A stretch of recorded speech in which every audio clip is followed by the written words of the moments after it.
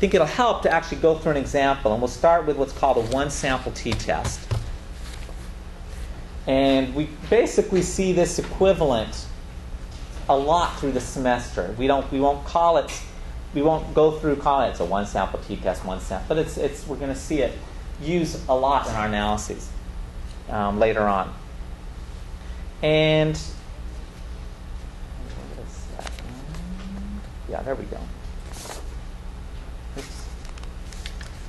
Let's imagine, to do this example, for a one-sample t-test, we need to know some population average or some number we want to compare our data to. So often it's the population average. If we know, okay, the average SAT score for the whole country is 1,000 points, and we want to compare the average for Maine compared to that, or average of some kids in Maine to that, to see are we scoring above average. Or it could be some number that we just want to see is this number for our sample bigger than some other number. And that seems like a little odd at the moment, but we'll get to that, why you would want to do that. And for what we're going to see for the test statistic, and what's really cool is it's a theme we're going to see over and over again for just about all test statistics have a common sort of idea behind them. And it's just like we were talking last week about if you got that 2 kilogram difference for your pet, is it a big deal or not? The idea is, how big of a difference do you see? What do you see compared to what would you expect? And what we're going to see is, over and over again, we're going to compare how big of a difference did we see relative to how big of a difference did I expect to see, if the null hypothesis is true. So in this case, how big of a difference did I see mathematically if we wrote the equation? That's x bar, that's our sample average, minus mu. And we're first going to go through kind of a conceptual example. Then we'll actually do one with some numbers. So starting kind of the equations, if we want to look at what the equations would look like, x bar is our sample average, minus mu is that population average we want to compare it to.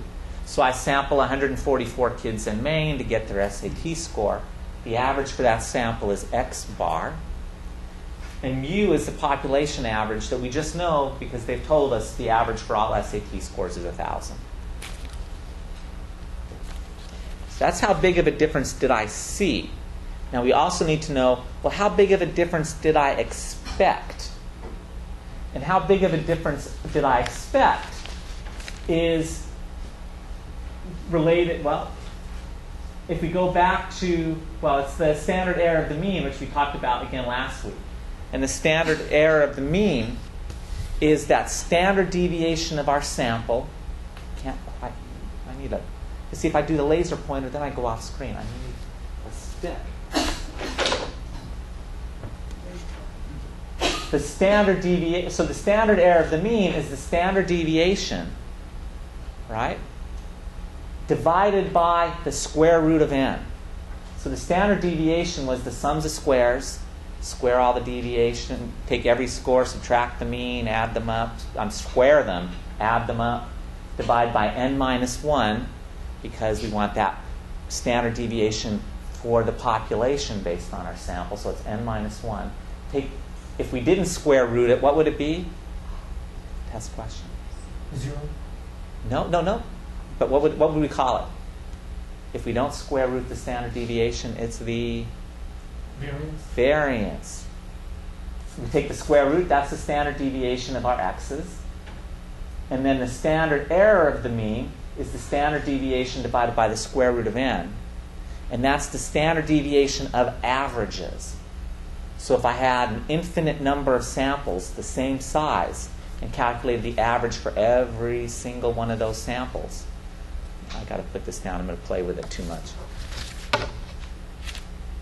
The standard error of the mean is the standard deviation of all of those sample averages. And again, that's kind of cool because we know what that is, even though we only have, based on our one sample, we're able to estimate what we would see if we had an infinite number of samples. And the standard error of the mean, again, is another standard deviation. In fact, it's written exactly the same way. It's an S, but instead of SX, which is the standard deviation of the raw X scores, Sx bar is the standard deviation of averages. Then our t-score, so we take, that's the standard error of the mean, as we talked about at the end of class last week. That's how the variability we would expect to see in samples, in sample averages. We just take how big of a difference did we expect, x bar minus mu, divided by the standard error of the mean. And that gives us what's called a t, our first test statistic. And we write that out, t, and then in parenthesis, n minus 1. N minus 1, how big is our sample size? Minus 1. So if we had 144, it would be 143. And that n minus 1 is our degrees of freedom. And what happens with the t, with this t distribution,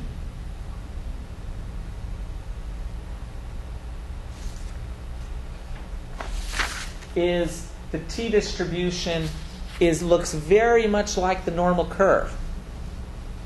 But it's a little flatter and a little thicker in the tails. And the exact shape of the t distribution changes a little bit based on our degrees of freedom. The more your degrees of freedom, it looks more and more just like a normal curve. But that's why we need to always keep track of the degrees of freedom. And when you're doing homework later on, you have to keep, you're going to have to figure out what are my degrees of freedom. And sometimes it'll tell you. Sometimes you have to figure it out yourself. It's not that hard. But you have to figure out what they are and make sure you report them. If you don't report it, you're going to get the numbers wrong. You have the question wrong, and you have to do the homework assignment all over again to pick up your points.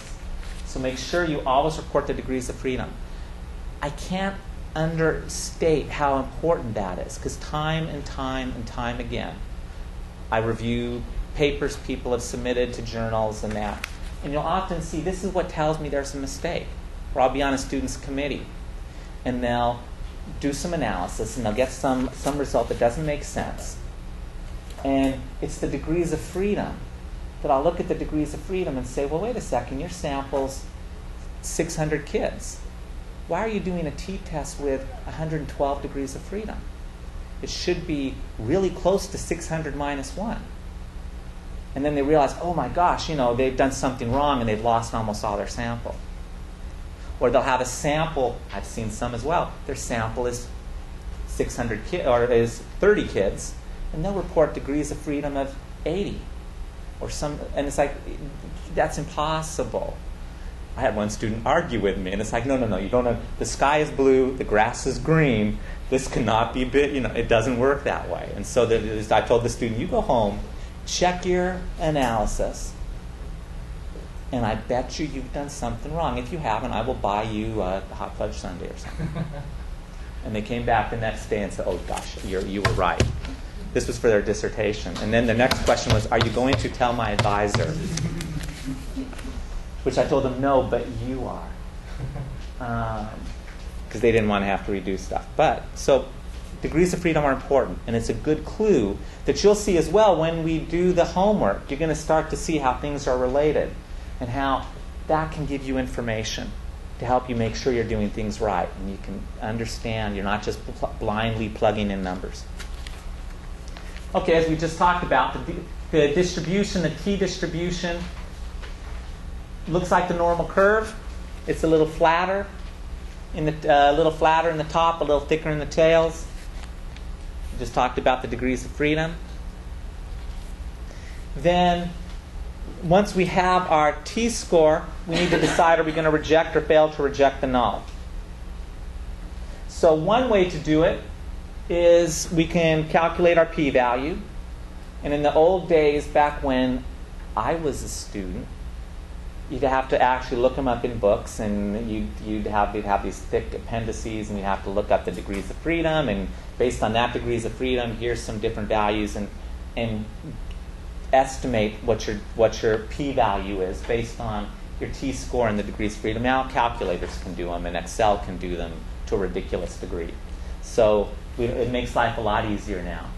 If your p-value for that t-score with that degrees of freedom, if it's less than your alpha level, you can reject the null. Or you can do that critical value, and you can look up and see what's the critical t-score. And if you're, again, this would be a distribution of t-scores. Now it's actually, let's take a step back for a second. What is this? This would be a distribution of t-scores for an infinite number of samples, all the exact same sample size. Assuming the null is true, assuming nothing's going on, the average is exactly the same as the population average. And you have an infinite number of samples.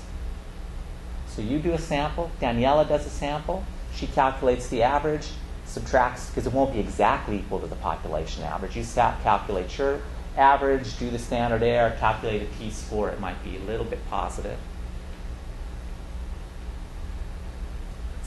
Now I want to say Swift. Taylor does this. She does the same thing. Your average is a little bit below the population average. You calculate a t-score, it's here. Everybody, we do that an infinite number of times, and nothing's going on. This is what all those t-scores would look like. They'd be kind of piled up in the middle, and then there'd be a few that are a little higher. And even if the null is true, there's going to be a few really extreme ones at this end, and a few really extreme negative t-scores. You know, where you're really below the average and where you're really above the average. If the null is true, and what we say is, well, the chance of being out here is only 5%, or the chance of being in one of these two tails is only 5%. 2.5% here, 2.5% there. And so if I end up in that extreme group, it's so unlikely, 5%, that I'm comfortable saying, I don't think the average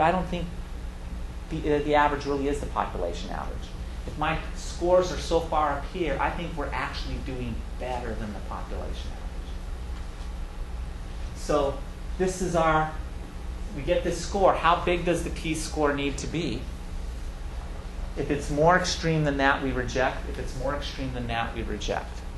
And that's we talked last week about the line in the sand. If you cross that line, you reject the null. So let's look at a sample. We'll stick with this SAT scores for high school seniors. We know that the mean for all high school seniors is 144. Is 1,000. We sample 144 students in Maine. Their standard deviation, to keep it simple, would be 200. And the mean for our sample of 144 is 1,050. This would be that's sort of test question. Now, but you're not going to see it on the test. Why? We're not having any tests, just homework. So you have to, let's do a t-score. So the t-score is, again, how big of a difference did I observe relative to how big of a difference did I expect? So how large did I see?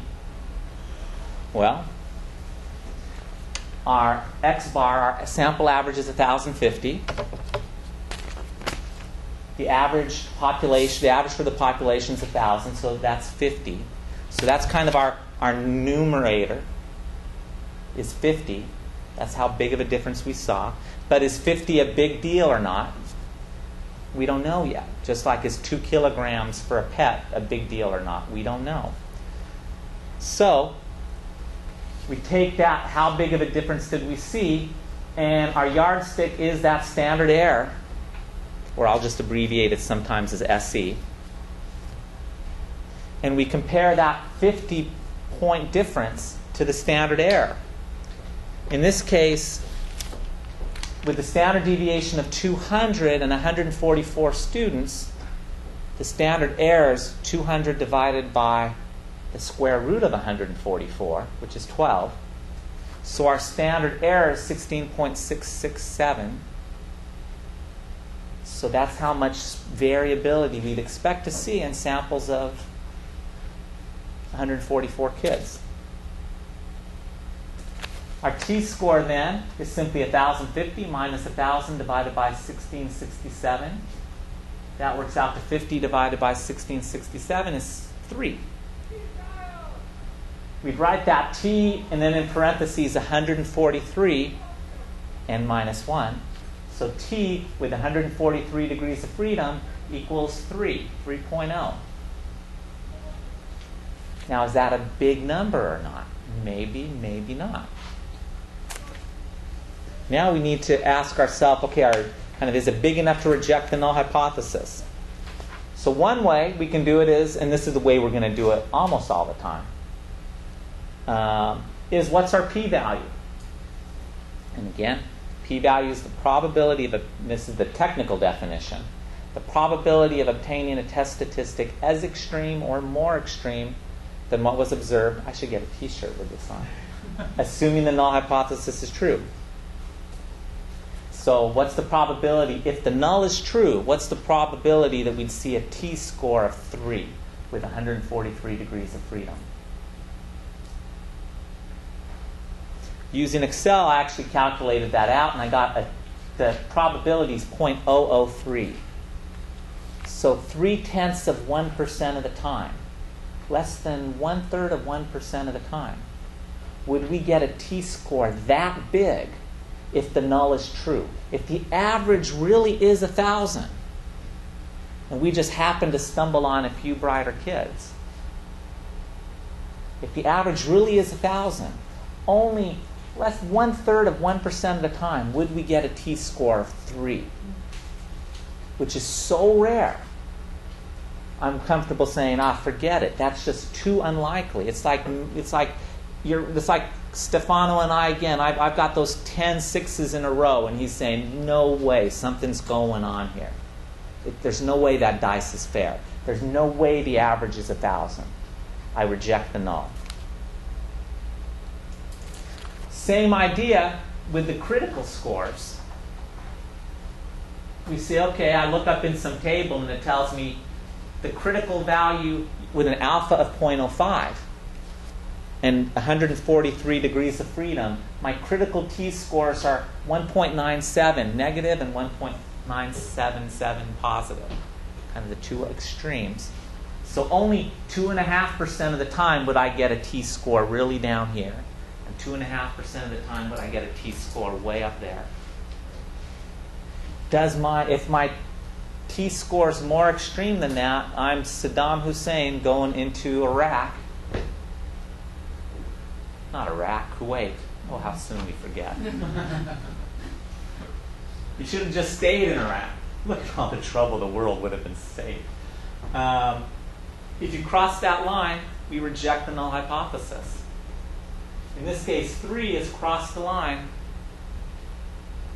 So we're going to reject the null. It's in our reject region. If it's somewhere in between, we say it's just too common. I'm not comfortable rejecting the null. It may be pretty big, but it's still not big enough. I'm still not quite ready to reject the null. I'm not quite ready to call my professor a cheater until it's crossed that line.